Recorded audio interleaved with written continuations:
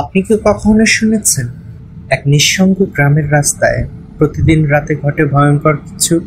বরিশালের নলছিটি উপজেলার এক রাস্তায় স্থানীয়রা দাবি করছে এখানে জিনের তাণ্ডব চলছে প্রতিদিন রাতের বেলা।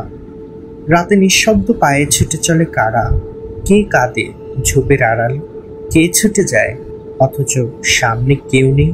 আজকের এই ভিডিওটি আমরা আপনাকে নিয়ে যাব সেই রহস্যময় রাস্তার গভীরে, যেখানে মানুষ রাতে একা চলতে ভয় পায়, যেখানে মোবাইলের নেটওয়ার্ক বন্ধ হয়ে যায় হঠাৎই, আর যেখানে বারবার ক্যামেরায় ধরা পড়ে অজানা কিছুর ছায়া। এই ভিডিওটি মিস করবেন না। আপনি বিশ্বাস করুন বা না করুন, ঘটনাগুলো বাস্তব এবং স্থানীয়রা তার সাক্ষী। নলছিটি উপজেলার এই নির্দিষ্ট রাস্তার নাম স্থানীয়ভাবে ভূতের রাস্তা নামে পরিচিত হয়ে উঠেছে। গত 3 মাসে এখানে রাত 12টা থেকে 3টার মধ্যে একাধিক ঘটনা ঘটেছে।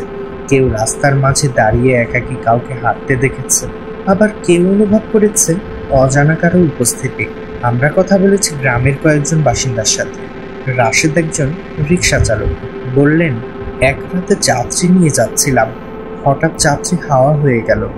আমার চোখের সামনে রাস্তা ফাঁকা, কিন্তু শরীর ঘামে ভিজে গেল।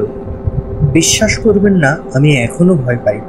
মহিলা স্কুল শিক্ষিকা রুহি বেগম জানান, একদিন স্কুল থেকে ফিরছিলাম, দেখি সামনে সাদা কাপড় পরে এক মহিলা দাঁড়িয়ে, গাছের নিচে, ব্ল্যাঙ্কেটই নেই। আমরা সংগ্রহ করেছি কয়েকটি সিসিটিভি ফুটেজ, যেখানে দেখা যাচ্ছে রাতে হঠাৎ চলন্ত গাড়ি বন্ধ হয়ে যাচ্ছে।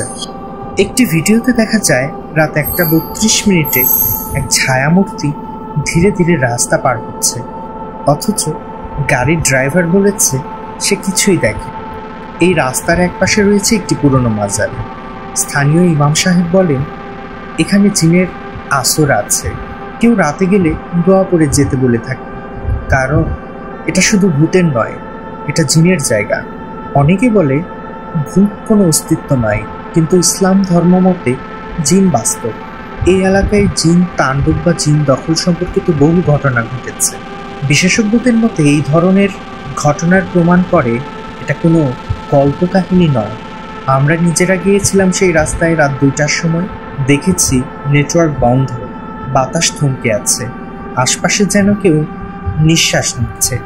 আমাদের ক্যামেরায় ধরা পড়ে এক ভয়ঙ্কর ছায়া, যা হঠাৎই অদৃশ্য হয়ে যায়। এটা শুধু একটি গল্প নয়, এটা একটি এলাকা ভিত্তিক ভয়াবহ বাস্তবতা।